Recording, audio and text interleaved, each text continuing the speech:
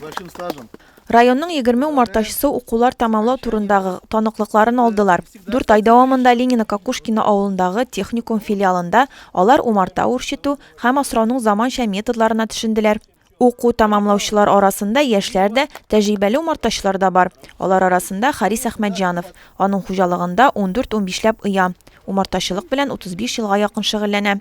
Начал в 85 году, я в авиации работал, упал с самолета с крыла. И потом вот тут, после лечения, начал заниматься. Сейчас спокойно. Күпләр өчен умарта үрчетү ул хобби, яраткан шөгыль. Бу шөгыль әти-әниләреннән, бабаларыннан күчкән. У меня мама была пчеловодом в Сабинском районе, в лесхозе. Даже назвали ее пчеловодка.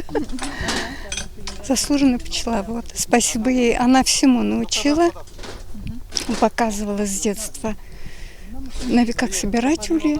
До сих пор консультирует нас. Минем бабай элек умарта туткан.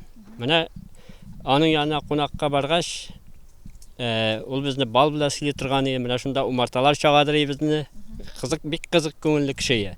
Менә аның сөйләмнәре минем күңелгә кирип калды. Мен аны инде мәктәптә укыган вакытта ил күңелгә сеңдереп бардым.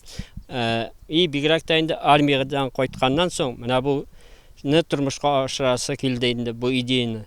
Һәм мин аны действительно тормышка ашырдым. Бүгенге көндә минем 17 баш умартам бар.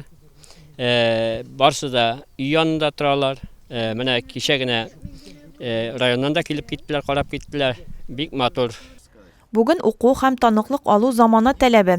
Районның һәр умартачысы да моны аңлый. Барлыгы районда 3928 умарта гаиләсе бар. Умартачылык белән 234 кеше шөгыльләнә.